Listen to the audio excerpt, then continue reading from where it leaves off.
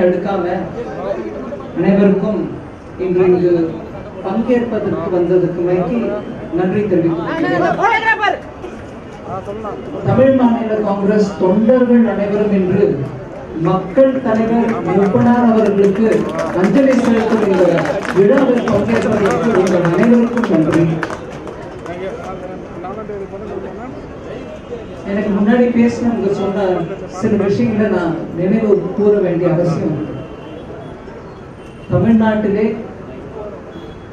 மூப்பனார் வழியிலே எளிமையும் நேர்மையும் தேசியமும் கலந்த ஒரு தேசிய கட்சியின் தலைவராக இருந்தவர் மூப்பனார்.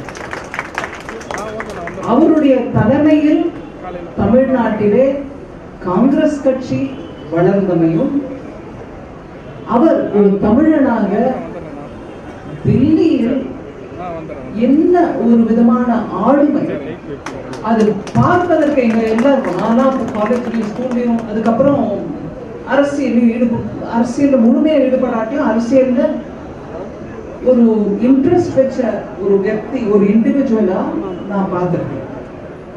அவருக்கு நாடளவில் மதிப்பும் மரியாதையும் இருந்தது. பீகார்காரங்களுக்கு அவரை தெரியாது, ஹரியானாக்காரங்களுக்கு அவரு தெரியாது அப்படின்னு ஒண்ணுமே இல்லை.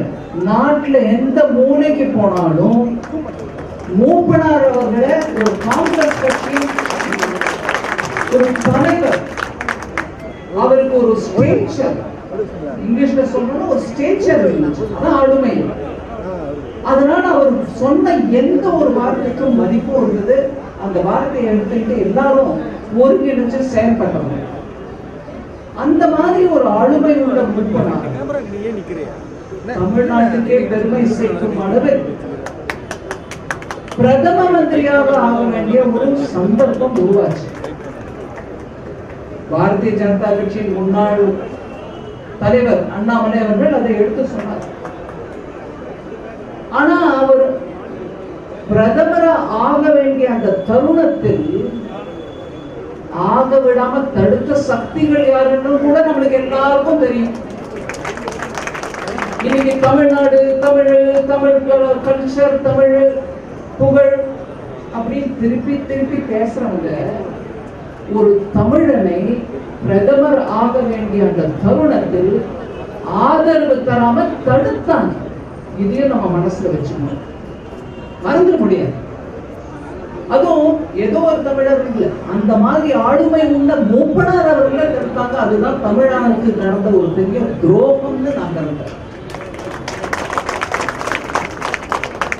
அதனால இன்னும் பல தலைவர்கள் பேச இருக்காங்க. ஆனா அரசியல் இங்கு பேசக்கூடாது, புகழஞ்சலி செலுத்த வந்தோம்.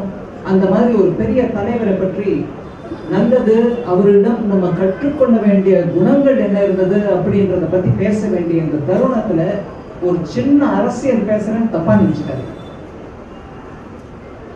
தமிழ்நாட்டுல அந்த மாதிரி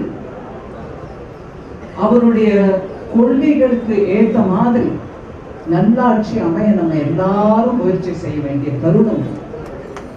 2026 வரக்கூடிய தேர்தல்ல தமிழகத்துல ஒரு பெரும் மாறுதலை எடுத்துட்டு வரக்கூடிய தேவை இருக்கு. அந்த தேவையை மக்களுக்கோசம் பூர்த்தி, அதாவது முழுமை அடைய செய்ய வேண்டிய சக்தி உங்க எல்லாருக்கிட்டும் இருக்கு. நம்ம எல்லாருக்கும்